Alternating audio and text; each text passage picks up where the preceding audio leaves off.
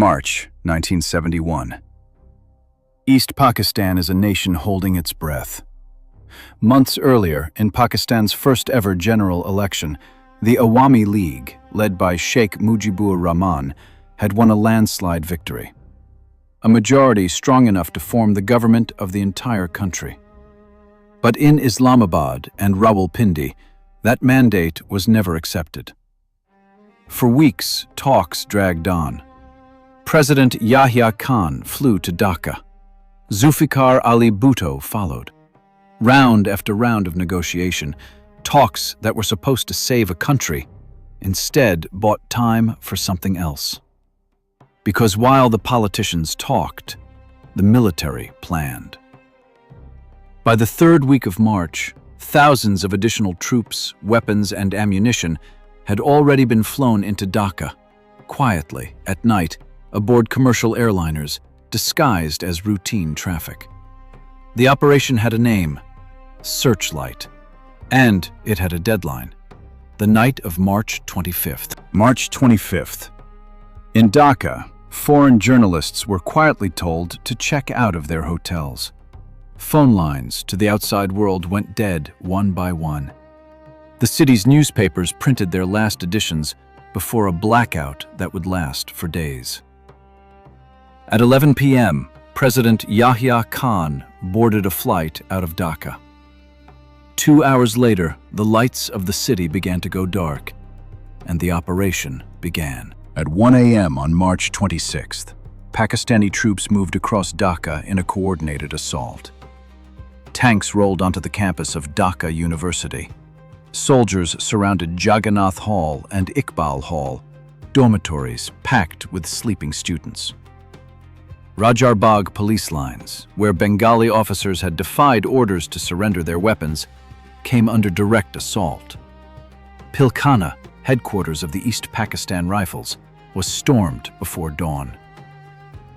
In a house on Road 32, soldiers arrived for one man, Sheikh Mujibur Rahman. He did not resist. He was arrested and flown out of the city before sunrise. The movement's leader gone, but the movement itself already unstoppable. By the time the sun rose over Dhaka on March 26th, entire neighborhoods lay in ruins. Old Dhaka burned through the night.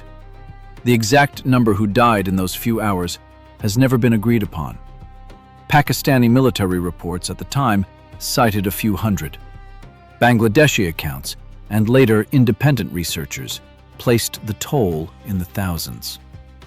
Pakistan's own Mujibur Rahman Commission, convened after the war, never resolved the question either. What is not disputed is this: it was the bloodiest single night the city had ever seen. Operation Searchlight was designed to end a political crisis in a single night. Instead, it lit the fuse. Within hours, word of the crackdown spread beyond Dhaka, to Chittagong, to Comilla, to villages that had never seen a tank. Bengali soldiers of the East Pakistan Rifles and the East Bengal Regiment mutinied. Ordinary students and civilians began arming themselves with whatever they had. What Pakistan's military planners had called a police action had, in less than 24 hours, become the opening battle of a 9-month war. Operation Searchlight remains one of the most contested chapters in South Asian history. A single night whose true cost is still argued over more than 5 decades later. But its consequence is beyond argument. It was the point of no return. From that night forward, there was no path back to a united Pakistan. This is the story of the night that reshaped a subcontinent. If you want to understand how this single operation set off 9 months of war, and how it ended in December of that year, that's a story we've already told on this channel. Go watch it next. Where every conflict has a cause, every border has a cost, and every war leaves something behind.